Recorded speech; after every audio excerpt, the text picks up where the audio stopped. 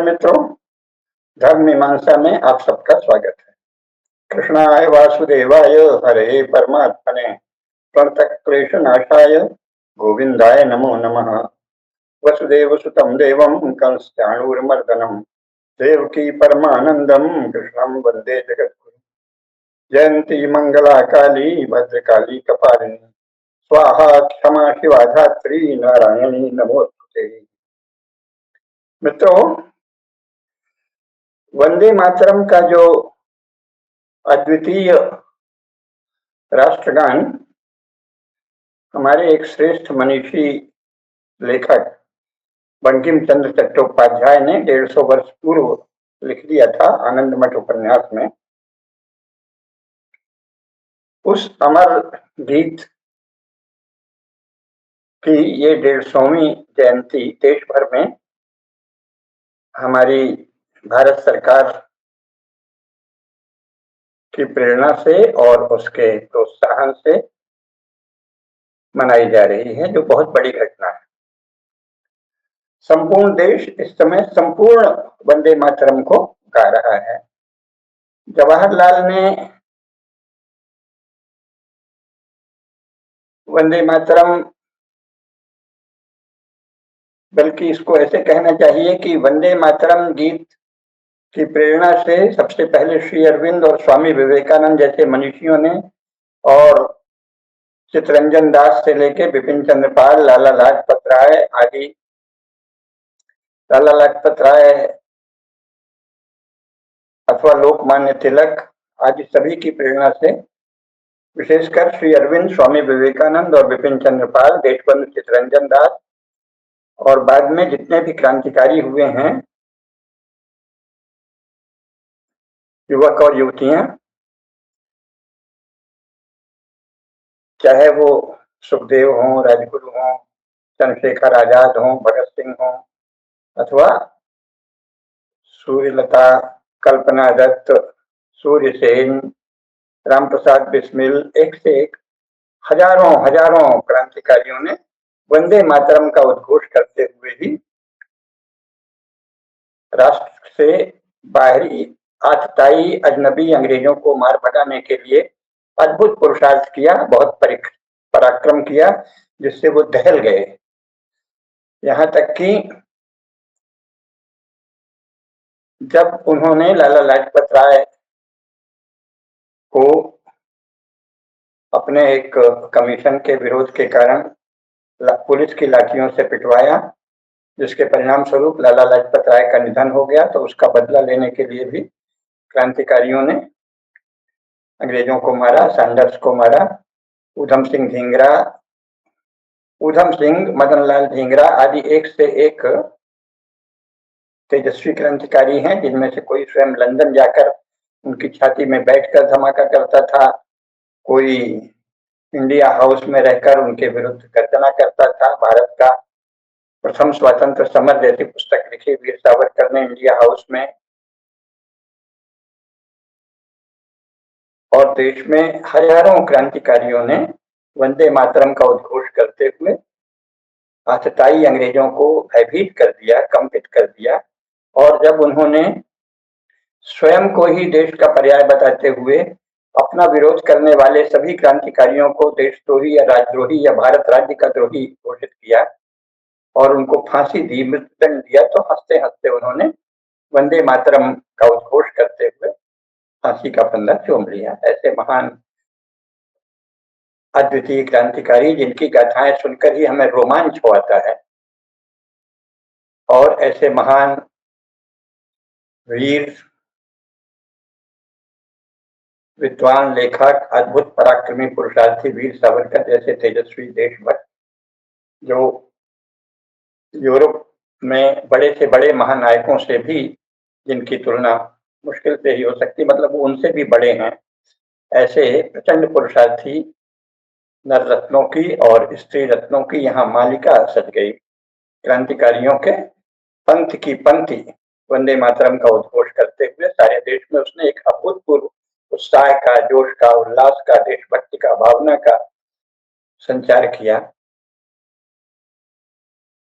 इसलिए कांग्रेस को भी वह गीत अपनी सभाओं में राष्ट्रगान के रूप में शुरू में भी स्वीकार करना पड़ा, लेकिन जैसे ही अंग्रेजों के विनम्र आज्ञाकारी सेवकों ने कांग्रेस को 1920 के बाद कांग्रेस का नेतृत्व संभाला और तथाकथित माने जो प्रचंड देशभक्त थे उनको गरम दल कह के, और मानो गरम होना, देश के लिए ऊर्जा से संपन्न होना, भाव से संपन्न होना, गर्मी आना देश में रक्षा के लिए, ये मानो कोई दोष हो, उनको गरम दल के रूप में मानो निंदित करके परे ठेलने की कोशिश की।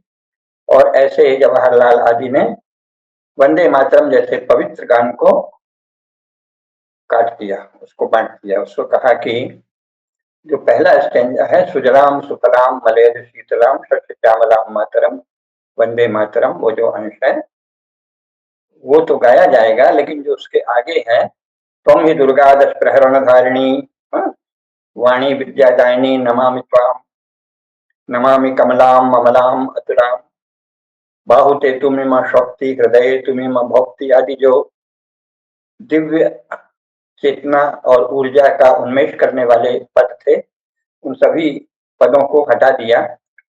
ऐसा बहुत बड़ा प्रज्ञापराध जवाहरलाल नेहरू ने किया। तो मोदी शासन ने उस भयंकर अक्षम्य अपराध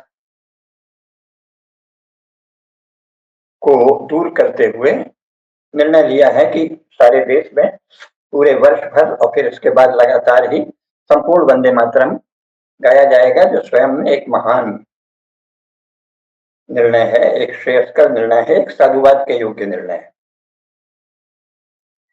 लेकिन इस बीच जवाहरलाल नेहरू ने सोवियत संघ की प्रेरणा से जो एक ढांचा अंग्रेजों का दिया हुआ था, उसमें और जैसे कहते हैं करेले पर एक तो करेला ऊपर से नीम चढ़ा, तो एक तो ब्रिटिश ढांचे का अनुकरण किया, ऊपर से सोवियत संघ का ढांचा मिला दिया। सोवियत संघ का ढांचा क्या था, ब्रिटिश ढांचा क्या था? ब्रिटिश ढांचा ये था कि शासकों के प्रति निष्ठावान अफसरशाही के द्वारा शासन चलाना, नागरिकों को केवल शासन के योग्य व्यक्ति समझना, उनको किसी तरह शांत रखना, आश्वासन देते रहना, लेकिन ये मानना कि इनमें तो कोई बुद्धि नहीं होती शासन की बुद्धि बस थोड़े लोगों में होती है, जो मूलतः एक क्रिश्चियन विचार है, जो इस उद्घोष से निकला है कि जीसस हमारा चरवाहा है, हम सब उसकी भेड़ें हैं। ये जो सिद्धांत है, इसी की नकल में ये हुआ कि जो जनगण हैं, तो जवाहरलाल नेहरू ने क्या किया कि एक तो ब्रिटिश ढांचे को ज्यों का त्यों ले लिया, जो इस सिद्धांत पर आधारित था कि जीसस हमारा चरवाहा है, हम सब उसकी भेड़ें हैं। इसकी कॉपी करते हुए, इसका अनुकरण करते हुए ये हुआ कि जो शासक है, जो क्राउन है अथवा जो राष्ट्रपति है या राष्ट्राध्यक्ष है, वो संपूर्ण राष्ट्र का चरवाहा होता है और राष्ट्र के नागरिक उसकी भेड़ें होते हैं। चरवाहा जिधर ले जाए भेड़ों को उधर जाना चाहिए, इस सिद्धांत से ब्रिटिश ढांचा बना हुआ था। तो शासक जो हैं, उनकी इच्छा, उनकी योजना, उनके विचार ही सर्वोपरि हैं, क्योंकि वो श्रेष्ठ होते हैं, दिव्य होते हैं, बहुत ज्यादा ज्ञान से संपन्न होते हैं, और साधारण लोगों का हित इसी में है कि वो उनके जो राष्ट्र के नेता हैं उनकी आज्ञा माने, उनके विचारों का अनुसरण करें, उनका पालन करें, इसी में उनके जीवन की धन्यता है। इस आधार पर ब्रिटिश ढांचा था, उसके लिए उन्होंने यहाँ अफसरशाही तैयार की। और भारत में ये बहुत कम लोगों को पता है कि जो भारत का प्रशासन तंत्र है वो पहले बना, इंग्लैंड का उसके बाद बना है, और भारत के जैसा प्रशासन तंत्र इंग्लैंड में आज तक नहीं है। वहाँ आईएएस या आईपीएस जैसी कोई सेवाएं नहीं है, वहाँ अपने अपने विषय के विशेषज्ञ ही प्रशासन के उच्चतम पदों पर होते हैं। यानी इंग्लैंड में जैसा ढांचा कभी नहीं था, वैसा ढांचा, एक आतताई ढांचा, एक बहुत ही भयंकर ढांचा अंग्रेजों ने भारत में बनाया। लेकिन फिर भी क्योंकि वो एक क्रिश्चियन प्रोटेस्टेंट देश था, तो वो ये जानते थे कि नागरिकों की धार्मिक भावनाओं को ज्यादा नहीं छूना चाहिए, नहीं तो उत्पात हो जाएगा। तो उन्होंने यहाँ हिंदू धर्म को सीधे नहीं छेड़ा। नतीजा ये हुआ कि भारत की परंपरागत शिक्षा का उन्होंने सर्वनाश किया, लेकिन उसकी जगह जो अपने स्कूल खोले, उसमें थोड़ा सा अपनी बात डालते रहे, लेकिन कुछ परंपरा की भी चलती रही, चलने देते रहे, क्योंकि उन्हें ये कल्पना ही नहीं थी कि हम हिंदू धर्म को पूरी तरह खुलेआम समाप्त करके यहाँ टिक सकते हैं। तो उन्होंने जो साहित्य में, कला में, संगीत में, व्याकरण में, अन्य विषयों में जो अध्यापन कराया, जो पाठ्यक्रम रखा, उसमें भारत के अपने पाठ्यक्रम, भारत की अपनी जो परंपरा थी, अपने जो पुस्तकें थी, शास्त्र थे, काव्य थे, विद्वत्तापूर्ण ग्रंथ थे, उनके अंश पढ़ाए जाते रहे। तो जवाहरलाल नेहरू ने शासन का वो ढांचा तो स्वीकार कर ही लिया, उसके साथ वो उनके गुरु थे स्टालिन, जो एक नृशंस और दुष्ट पापात्मा था, जो अंग्रेजों का दलाल था और जार के विरुद्ध जिसने अंग्रेजों की दलाली करके और जर्मनों के विरुद्ध अंग्रेजों का साथ देके उनसे वजीफे में, इनाम में, पुरस्कार में रूस का शासन पाया था और बाद में भारत का भी बहुत बड़ा हिस्सा उसको दे दिया गया, तो सोवियत संघ बन गया। ऐसा स्टालिन भी जवाहरलाल का गुरु था, जवाहरलाल उसके शिष्य थे। तो इन्होंने स्टालिन से भी सीख लिया।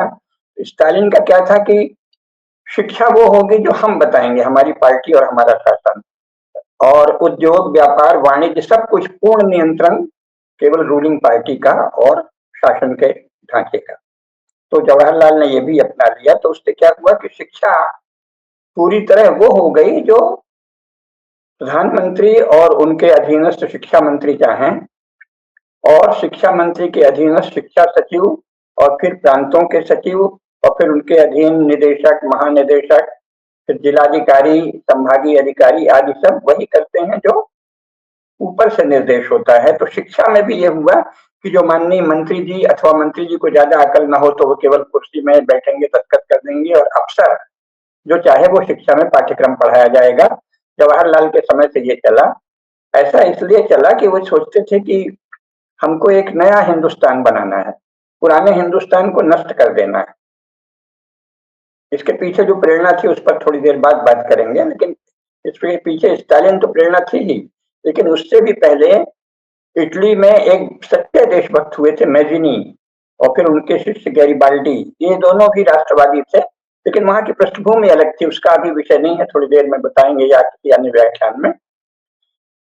तो उससे भारत में कई लोग प्रेरित हुए, अलग अलग ढंग से अलग अलग प्रेरणा ली। जवाहरलाल ने उनसे ये प्रेरणा ली कि हमको एक नया हिंदुस्तान बनाना है, नया नेशन बनाना है, पुरानी चीजों को समाप्त कर देना है। तो साथ में उसने स्टालिन की नकल में सोचा कि शिक्षा पूरी तरह शासन के नियंत्रण में रहे, तो बच्चे वो पढ़ें जो हम पढ़ाना चाहें, पाठ्यक्रम वो होगा जो सरकार चाहेगी। इसलिए उनके मस्तिष्क में वही चीज आएगी जो हम बताएंगे कुछ भी देश के बारे में। और फिर इसके साथ ही संचार माध्यम भी उन्हीं के साथ था। उस समय तो केवल रेडियो था, और बाद में जब आया तब दूरदर्शन बहुत बाद में आया जवाहरलाल के बाद। तो रेडियो से ही सूचना मिलती थी और अखबारों पर भी शासन का नियंत्रण था। तो शासन जो चाहे वो लोग जाने। धीरे धीरे वर्षों वर्ष जब केवल वही जानेंगे, एक पीढ़ी बीत गई 1947 से 1962 तक, 1964 तक नेहरू के राज में। उसके बाद थोड़े से अंतराल के बाद इंदिरा गांधी आई। इंदिरा गांधी को सोवियत संघ के लोगों ने बैठाया शास्त्री जी की हत्या करके। इंदिरा गांधी ने कम्युनिस्ट पार्टी से सहयोग किया, तो और ज्यादा वही चला। दूसरी पीढ़ी बीत गई 1984 तक। इसके बाद फिर राजीव गांधी आदि आए और उनके जेले लगवे भगवे आए, नरसिंह राव या कोई भी। तो इन सब लोगों ने भी क्या किया, शिक्षा में शासन का नियंत्रण। बच्चे और बड़े भी अब वो पढ़ें जो सरकार चाहती है, सरकार के नेता चाहते हैं, अथवा नेता के इशारे पर जो अफसर पढ़ाना तय करते हैं, शिक्षा सचिव, और फिर प्रांतों के निदेशक, महानिदेशक, जिलाधिकारी, जिला शिक्षा अधिकारी, संभागीय शिक्षा अधिकारी आदि। और फिर विश्वविद्यालय भी, उसमें विश्वविद्यालय जो अनुदान आयोग भी बाद में बना, उसमें भी शासन के द्वारा नियुक्त होगा व्यक्ति, और वो व्यक्ति पार्टी की विचारधारा के अनुसार होगा। उसको देश की प्रज्ञा का, देश के ज्ञान का कोई होश हो नहीं हो, इसकी कोई शर्त नहीं है। उस सरकार के विषय में निष्ठावान है, वफादार है। तो विश्वविद्यालय अनुदान आयोग भी बने, और सब के सब सरकारी नेताओं और अफसरों के द्वारा जो चाहा गया वो बच्चों को पढ़ाने लगे। तो धीरे धीरे 4 पीढ़ी बीत गई और नई शिक्षा नीति, नई शिक्षा जो चली उन जवाहरलाल नेहरू के समय से, उसके कारण लोग वही सत्य मानने लगे जो यहाँ बताया गया सरकार के द्वारा। अब जब इंटरनेट के द्वारा थोड़ा दुनिया खुली है, तो जो प्रतिभाशाली या मेधावी विद्यार्थी हैं, वो दुनिया से भी ले लेते हैं ज्ञान की कहाँ क्या हो रहा है। फिर हमारे लोग विदेश में गए बहुत थोड़ा संपन्न होने पे, तो वो वहां भी देख के आए। तो अब एक वर्ग को संसार की बहुत अधिक जानकारी है कि संसार में क्या हो रहा है, और जो मेधावी हैं वो इंटरनेट से भी जान लेते हैं। हालांकि इंटरनेट आदि सुविधाएं ज्यादातर लोगों को रंग, दृश्य, रूप आदि से भरी हुई कोई फिल्में, कोई कथाएं, कोई कहानियां, कोई श्रृंगार या कामुकता के दृश्य इसके रूप में ज्यादा मोहित करती हैं, खींचती हैं। कामुकता, नशेबाजी आदि भी सिखाती हैं, लेकिन जो मेधावी है, थोड़ा संस्कारी है, वो उनके द्वारा संसार का ज्ञान भी प्राप्त करता है। तो अब थोड़ी स्थिति बदली है। तो हुआ ये कि शिक्षा जो है वो हो गई जो सरकार चाहे। तो भारत के नागरिक, अच्छा इसके साथ मुसलमानों और ईसाइयों से डरकर कांग्रेस ने उनको एक विचित्र सा अल्पसंख्यक दर्जा दे दिया, जो संविधान की मूल भावना में इस रूप में नहीं था। केवल उनको थोड़ा भय न लगे इसलिए प्रोटेक्शन था, लेकिन इसका ऐसा बना दिया कि मानो वही देश के असली सूत्रधार हैं।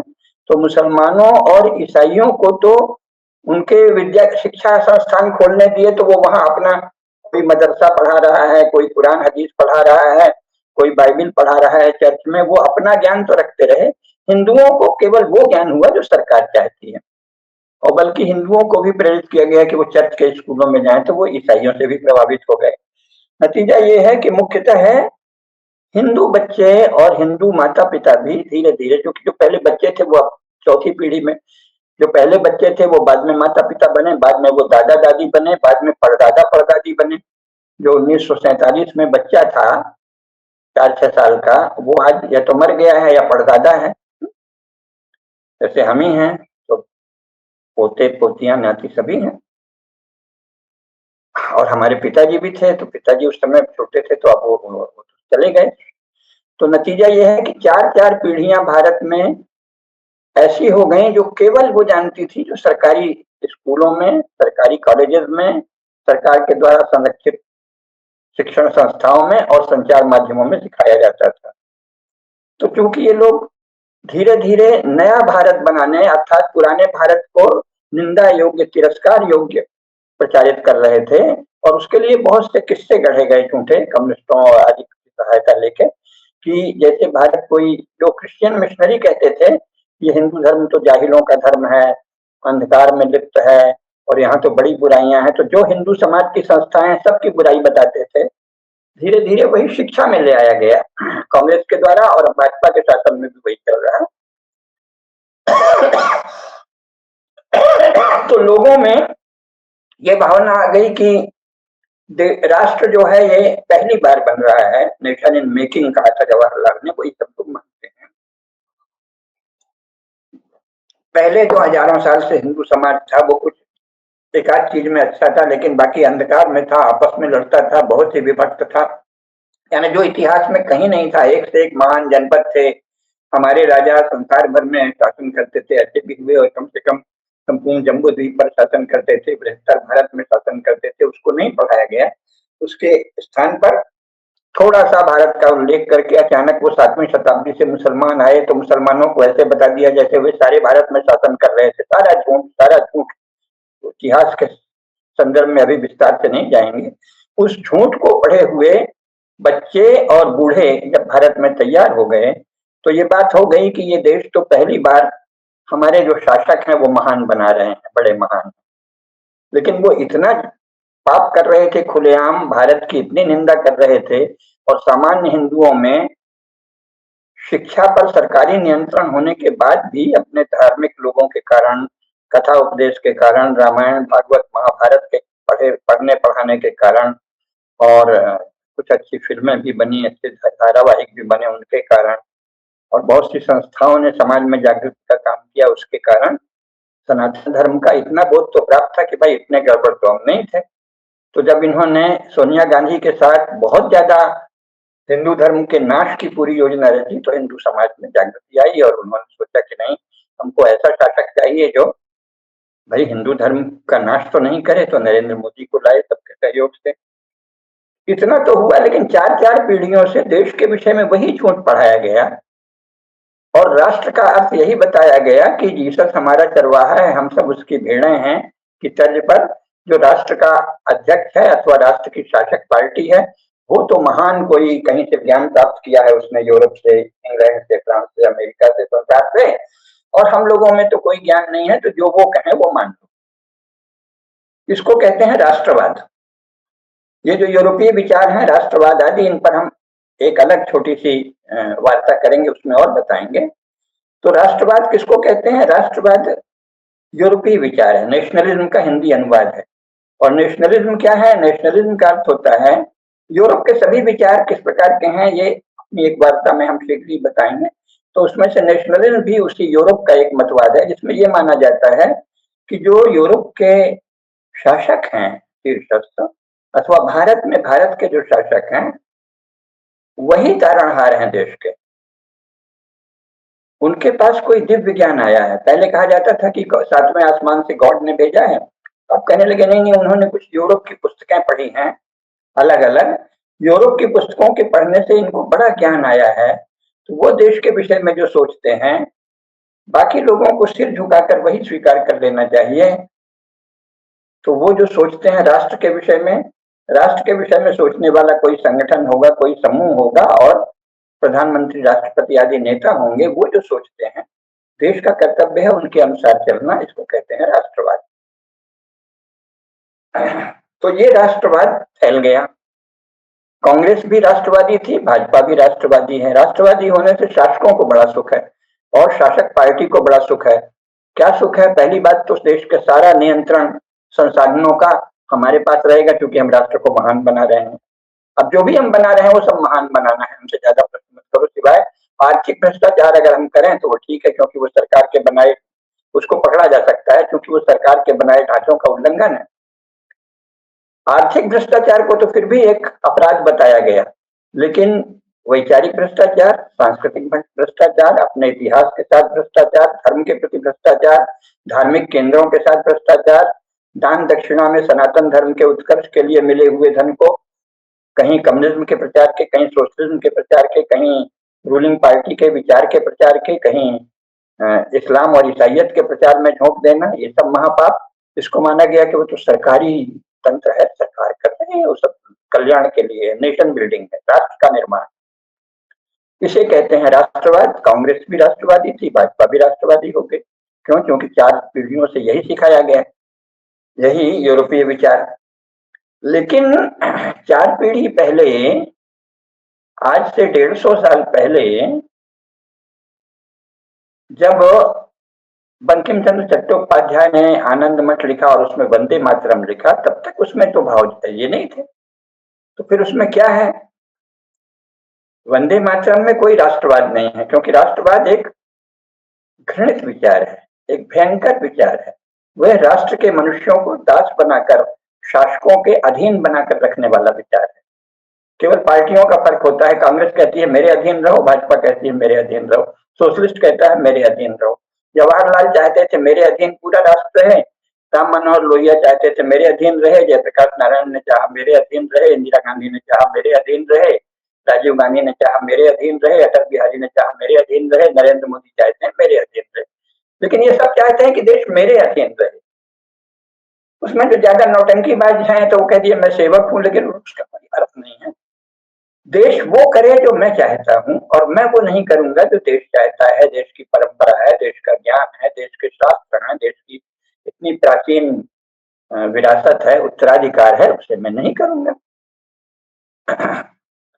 उसे मैं इसलिए नहीं करूंगा कि मैंने यूरोप की कोई किताब पढ़ी है अंग्रेजी में या किसी अन्य भाषा में, या उसका अनुवाद हमारे किसी बड़े आदमी ने कर दिया है उसको पढ़ा है, या हमारे नेताओं ने भाषण दिया है उसका हमने संकलन पढ़ा है, उसके द्वारा हमको रास्ता मिला है कि हम इस देश को महान बनाएंगे।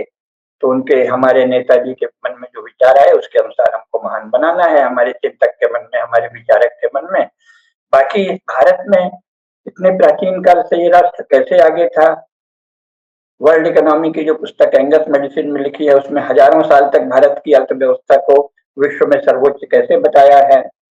सारे संसार में विश्व भर में ये इतना समृद्ध, इतना श्रेष्ठ, इतना मान्य, इतना ज्ञानी राष्ट्र कैसे था? नहीं नहीं, वो पुरानी बात हो गई। तो उसमें कुछ पढ़ाया जाता होगा, नहीं वो पुरानी बात हो गई। और बड़े बड़े राजवंश, यूरोप में कोई राजवंश लंबा नहीं चला है, 100, 200, 400 साल से ज्यादा। यहाँ 1000, 2000, 2000, 5000 साल चलने वाले बड़े बड़े राजवंश हुए हैं। वो कैसे शासन चलाते थे? नहीं नहीं, वो सब 90 वर्ष तक आधे भारत में अंग्रेजों ने जैसे शासन चलाया, बस वो अब करनी है। और सोवियत संघ में उन लफंगों ने जो चलाया 1917 से 1990 तक, 72-73 वर्ष, वो हम करने ही है। और इंग्लैंड जैसे चल रहा है, उसमें से भी इंग्लैंड ने भारत में जैसे चलाया वो अनुकरणीय है। इंग्लैंड की नकल तो भारत में हो ही नहीं रही है पूरी। इंग्लैंड की नकल हो तो फिर भी अभी से बेहतर भारत हो जाए। तो ये राष्ट्रवाद जो है, ये सब पार्टियों को स्वीकार है। और अब अगर ये दृष्टि रही तो वंदे मातरम को भी राष्ट्रवाद का एक गीत बताया जाएगा, जो बहुत ही अनुचित है।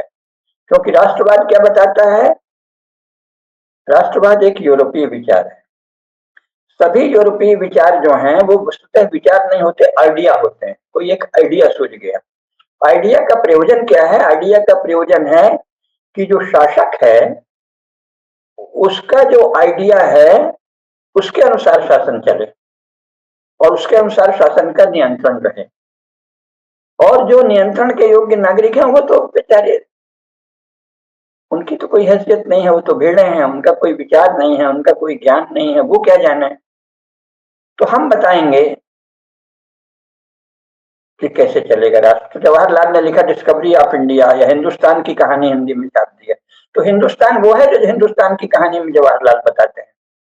तो लोहिया ने अपनी व्याख्या की, हिंदुस्तान वो है जो राम मनोहर लोहिया बताते हैं इतिहास चक्र में या अन्य बातों। तो गुरु गोलवलकर ने तो जो शास्त्रों में लिखा था वही बताया, लेकिन फिर दीनदयाल जी आ गए तो दीनदयाल जी ने जो भी लिखा इन्होंने कह दिया वो है भारत, वो है जो दीनदयाल जी बताते हैं। इसके पहले जो वाल्मीकि, व्यास, वशिष्ठ, नारद, शुक्राचार्य, चाणक्य और बड़े बड़े महापुरुष हुए हैं, बड़े बड़े महान सम्राट हुए हैं, भगवान श्री राम, भगवान श्री कृष्ण हुए हैं, रामायण, गीता, उपनिषद आदि के जो उपदेश हैं, शासन के बड़े बड़े शास्त्र हैं, अर्थशास्त्र है, शुक्र नीति सार है, बृहस्पति नीति, कामंडक नीति सार, स्वयं महाभारत में राजधर्म प्रकरण है, वो सब कुछ नहीं, वो सब पुरानी चीज हो गई। तो शासन अब कैसे चलेगा? जो अंग्रेजों ने बताया, फिर जो हमारे चिंतक ने बताया, उन्होंने कहा जवाहरलाल ने जो बताया वैसे चलेगा, फिर कहा इंदिरा गांधी ने जो बताया वैसे चलेगा, फिर कहा राजीव गांधी ने जो बताया वैसे चलेगा, फिर हुआ अटल जी ने जो बताया वैसे चलेगा, फिर दीनदयाल जी ने जो बताया था उसका नाम लेते हुए नरेंद्र मोदी ने जो बताया वैसे चलेगा। इसे कहते हैं राष्ट्रवाद। तो जो वंदे मातरम का गीत है वो राष्ट्रवाद की प्रेरणा देता है या राष्ट्रगान की? इसको जानना चाहिए, राष्ट्रभक्ति की। तो वंदे मातरम क्या कहता है?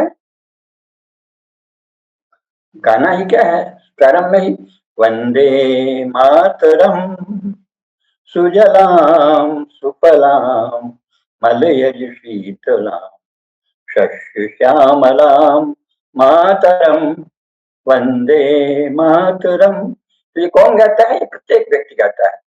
तो भारत माता किसकी माँ है? सबकी माँ है। ठीक है, नरेंद्र मोदी अपने भाषण में कहते हैं मेरी भारत माता, मेरी भारत माता, लेकिन ये गान अपेक्षा करता है कि सबकी, कम से कम प्रत्येक हिंदू की जो भारत माता को अपनी माँ मानता है, उन सबकी भारत माता माता है। फिर आगे क्या कहा है? त्वं ही दुर्गा दश प्रहरण धारिणी, जो जगदम्बा है, जगत जननी, हजारों भुजाओं वाली, वो आराध्य है। तो ये हजारों भुजाओं वाली दुर्गा तो हमारे यहाँ माना जाता है कि जन जन के द्वारा आराध्य है। अभी नवरात्र चल रही है तो सब जगह नव दुर्गा सजाई गई हैं, सब लोग पूजा करते हैं। ये तो नहीं कहा है कि मोदी जी और मुख्यमंत्री लोग पूजा करेंगे बाकी लोग उसी में शामिल हों, बाकी अपनी पूजा नहीं करें, ऐसा तो नहीं कहा है। दुर्गा माता का असली भक्त नरेंद्र मोदी है और मोहन यादव है या फलाना है ठिकाना है, बाकी नहीं है, ऐसा तो नहीं कहा। जो शासक है वो कोई बहुत बड़ा भारत माता का विशेष भक्त है और बाकी लोग उसमें विशेष नहीं है, इतना कहो तो भी चलेगा। नहीं, बाकी लोग कुछ ही नहीं है गिनती में, उनका काम है नरेंद्र मोदी का अनुसरण करना, ऐसा तो नहीं कहा है। दुर्गा सप्तशती नवरात्र की पूजा में ये तो नहीं कहते, और वंदे मातरम भी ये नहीं कहता। वो क्या कहता है? कोटि कोटि कंठ कल कल निनाद कराले, कोटि कोटि भुजैल धृत खर करवाले। ये है ना, यानी करोड़ों करोड़ भुजाओं से वही माता अपनी रक्षा करते हैं, अपनी भूमि की, अपनी संस्कृति की, अपने धर्म की। और कोटि कोटि कंठों से, ज्ञान की विभिन्न धाराओं से, ज्ञान के विभिन्न अनुशासनों से, हमारे यहाँ ज्ञान के कितने अनुशासन है, दर्शन है, राजनीति शास्त्र है, इतिहास है, पुराण है, काव्य है, रामायण है, गीत है, संगीत है, नृत्य है, औषधि है, आयुर्वेद है, शिल्प है, भांति भांति के शिल्प हैं। ये सब भारत माता के कंठ के ही निनाद है। कोटि कोटि कंठ कल कल निनाद करा ले, कोटि कोटि भुजैर धृत खर करवा ले, अबला के नो माँ तुम्ही अबले, मतलब माँ तुम्हें कौन अबला कहता है, ये है ना। लेकिन यहाँ तो कहते हैं मेरी भारत माता, तेरी नहीं है, तेरा मैं हूं मालिक।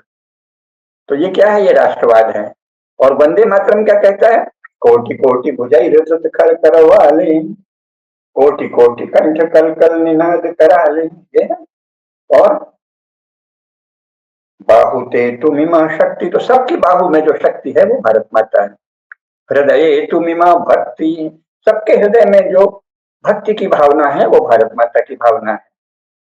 बाहु ते तुमिमा शक्ति, हृदय तुमिमा भक्ति, तुम्हारे प्रतिमा गढ़ी मंदिर मंदिर, जो भी देवता देवी की आराधना हो रही है, क्योंकि भारत में सनातन धर्म की परंपरा में, हिंदू धर्म की परंपरा में जो भी आराधनाएं हो रही हैं, दुर्गा माता के जितने भी रूप सजे हैं, बाद में भगवान विष्णु के, भगवान शंकर के, हनुमान जी के, जो भी जिनके भी देवी देवताओं के, गणेश के, कार्तिकेय के जो सब रूप सजे हैं, वो सब भारत माता यानी चिदम विश्वव्यापी जो चिन्मय शक्ति है, जो भारत माता जो है वो चिन्मय सत्ता का, जगदम्बा का अंश है, उनके ही रूप हैं। जो सनातन धर्म को मानता है उन्हीं की अलग अलग छवियां दिव्य चेतना की साधना से साक्षात्कृत जो शक्तियां हैं वो मंदिरों में है, ये है ना।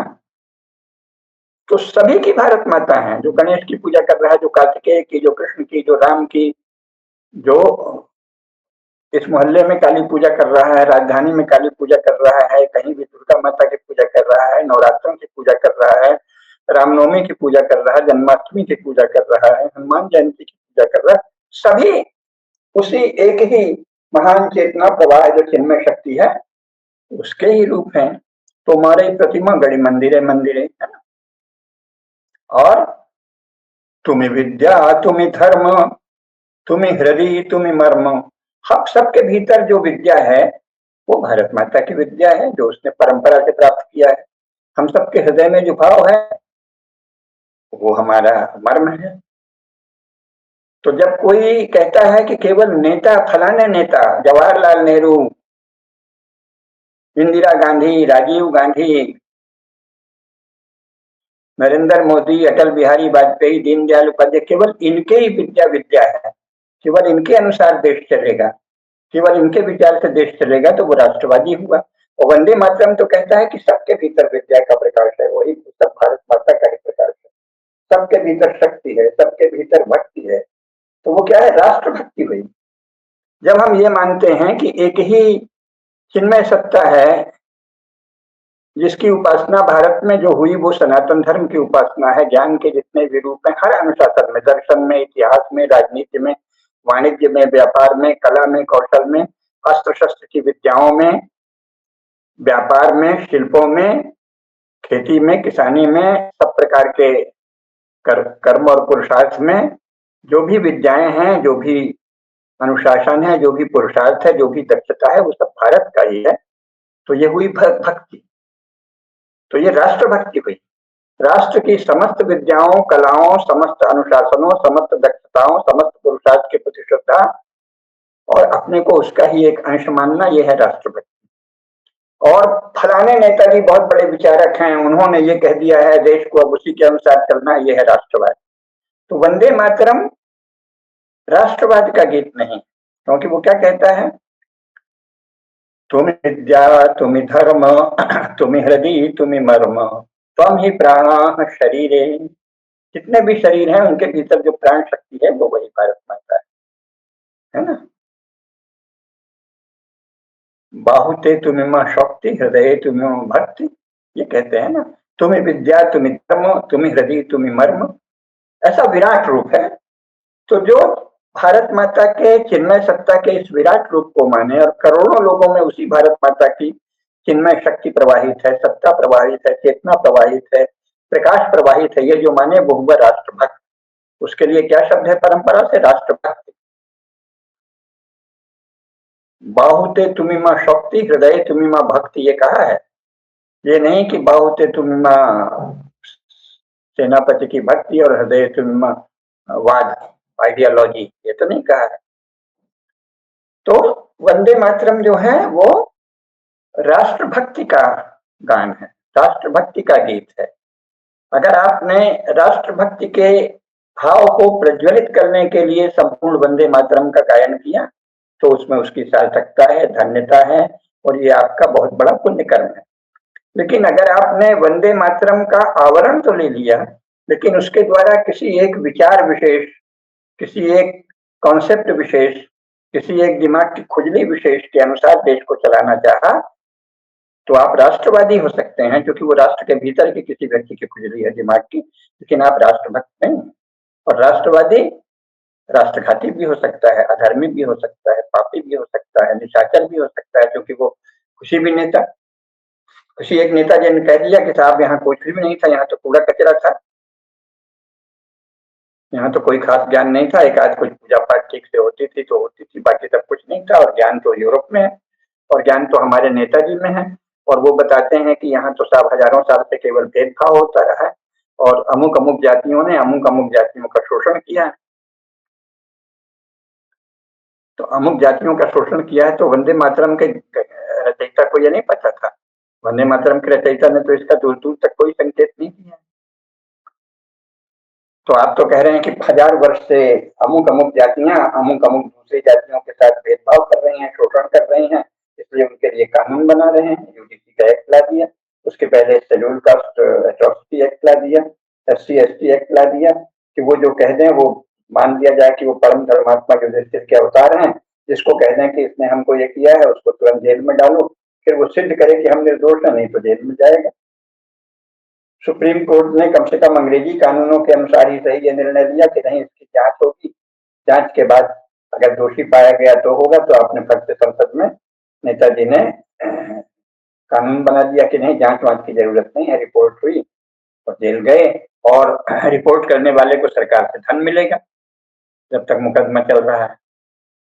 धन का लालच दे दिया, यानी झूठे आरोप लगाने के लिए धन का प्रलोभन। वो धन कहां से आया है? आप तो कह रहे हैं कि वो हजारों वर्षों से शोषित है, तो ये धन किसका है? तो धन उनका है जिनको कहा जाता है कि ये शोषक है। तो हमारे ही धन से हमें पर अभियोग लगा के हमें को जेल में डालना और उसी धन का एक हिस्सा अभियोग लगाने वाले को देना, कैसे? ये तो ये राष्ट्रवाद हो गया।